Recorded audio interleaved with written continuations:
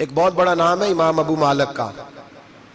یہ اتنے بڑے شخص ہیں کہ ہارون رشید نے انہیں قاضی القضاء بنایا تھا, چیف جسٹس بنایا تھا. حضرت امام مالک کہتے ہیں میں غریب کا بیٹا تھا. اکثر دین پڑھنے والے غریبوں کے بیٹے ہوتے ہیں. امیروں کے بچے ایف ایس سی پڑھتے ہیں, بی ایس سی پڑھتے ہیں, ٹیکنالوجی پڑھتے ہیں.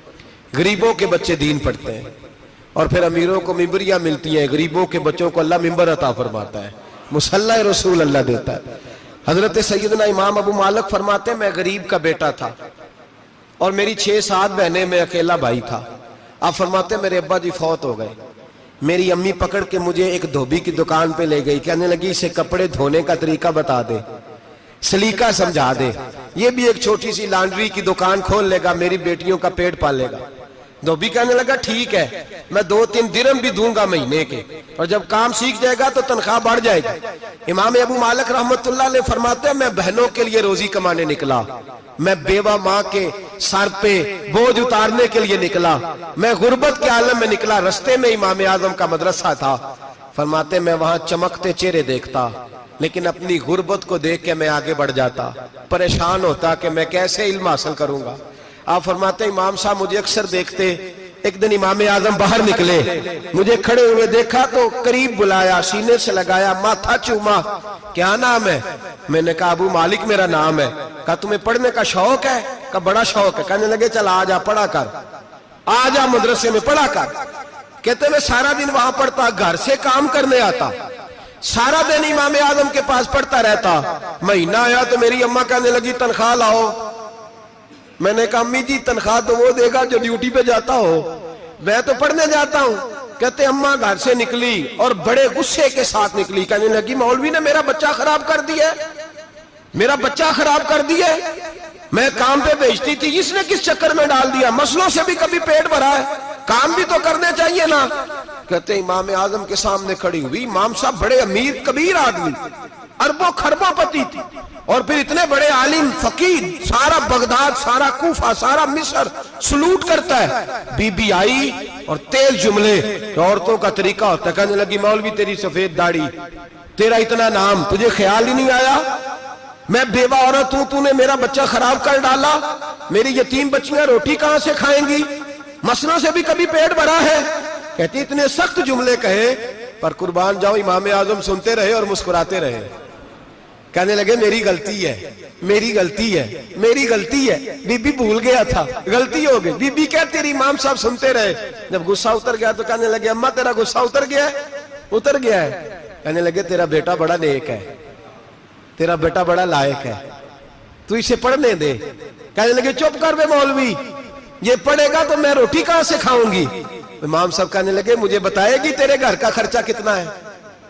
اس نے ایک لفظ تو ہے 3 دینار کا, ایک روایت ایسی بھی لکھی ہے بزرگوں نے, کہنے لگی 40 درہم ہے. اور اماں کہتی میں نے جان بوجھ کے زیادہ بتائے, حالانکہ میں کناک کا خرچہ کرتی تھی, لیکن جب کھلا ڈلا کرے تو وہ والا خرچہ بتایا. میں نے کہا 40 درہم خرچہ ہے, تو دے گا؟ تو کہتے امام اعظم کہنے لگے اماں تجھے لینے نہیں آنا پڑے گا, پہلی سے پہلے تیرے گھر میں پہنچ جایا کریں گے, یکم سے پہلے آئیں گے. او بھائیو کہاں استاد ملتے ہیں, کہاں استاد ملتے ہیں, کہاں وہ لوگ ملتے ہیں جو دعائیں مانگتے, التجائے کرتے, پیار کرتے. گزر گیا وہ دور, اب تو سوٹ لینے کا دور ہے, مٹھائیاں لینے کا دور ہے, ہاتھ ڈلوانے کا دور آیا ہے. اب کون پوچھتا ہے, اب تو پوچھتے ہیں تو میرے لیے کیا لایا ہے. حضرت سیدنا امام اعظم ابو حنیفہ رحمت اللہ علیہ 1 دن نہیں, 2 دن نہیں, 4 دن نہیں, 5 مہینے نہیں, 20 سال تک, کہنا آسان, بولنا آسان, سننا آسان, 20 سال تک امام ابو مالک کے گھر میں خرچہ دیتے رہے, وہ پڑھتے رہے. اماں کہنے لگی تو میرے بیٹے کو لگا تو لیا ہے تو پڑھ کے بنے گا کیا. حضرت امام اعظم فرمانے لگے بادشاہوں کے تخت پر بیٹھ کر بادشاہوں کے ساتھ کھانے کھایا کرے گا, ان کے ساتھ بیٹھ کے حلوہ کھائے گا, وقت آئے گا تو دیکھے گی. کہتے ہیں میرے امام انتقال کر گئے, وقت بیت گیا. ہارون رشید نے مجھے بلایا بغداد میں اور کہا میں آپ کو چیف جسٹس بنانے لگا ہوں. کہتے ہیں میں خوشی سے سجدے کرنے لگا, میں چیف جسٹس بنا. میں نے اپنی اماں کو خط لکھا کہ اماں بغداد آ جا, تیرے بیٹے کو اللہ نے بڑی شان عطا کر دی ہے. فرماتے ہیں ہارون رشید کی بیوی بڑی औलिया की उलमा की बड़ी फरमा बरदार थी, मोहब्बत करने वाली थी। उसने हलवा बना के भेजा, खाना बना के भेजा। हारून रशीद तख्त पे बैठ के खाने लगा तो कहने लगा इमाम साहब आप भी यहीं आ जाए मेरे साथ। कहते एक कोने में वो बैठ गया, एक में मैं बैठ गया, बीच में खाना रख लिया। इतनी देर में मेरी अम्मा भी पहुंच गई। 2 लुकमे खाए थे कि अम्मा आ गई। जब अम्मा ने मुझे तख्त पे बैठे देखा, एक यतीम, एक लवारस, एक बिन बाप का बच्चा, वो कल तक जो बहनों के लिए 4 दिनार नहीं ला सकता था, तख्त पे बैठ के जब रोटी खाते देखा तो अम्मा तड़प गई, रोई, चीखें मारी। मैंने कहा अम्मा क्या हुआ? कहने लगी बेटा मुझे तेरा उस्ताद याद आ गया है। उसने कई साल पहले कहा था इसे दीन का इल्म पढ़ने दे, इसे फकीह बनने दे, ये बहुत आगे जाएगा। देख आज अल्लाह ने तुझे कितनी शान अता की है। कहा बेटा ये कमाल तेरा नहीं, ये इमाम आजम अबू हनीफा का कमाल है, ये उनका कमाल है जिन्होंने तुम्हें यहां तक पहुंचाया। मेरे भाई अपनी पूरी जिंदगी हजरत इमाम आजम अबू हनीफा ने। आज तो असातिज़ा किराम, असातिज़ा मुझसे एक टीचर कहने लगे हजरत जी दिल नहीं लगता, बेसुकूनी सी है, कुछ बतलाएं।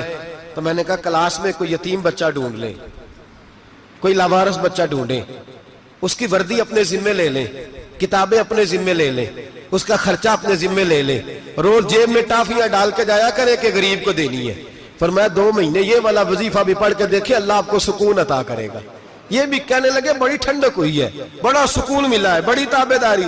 मैंने कहा आप लफ्जों से सुकून चाहते हैं, वो लोग खिदमत करके सुकून लेते।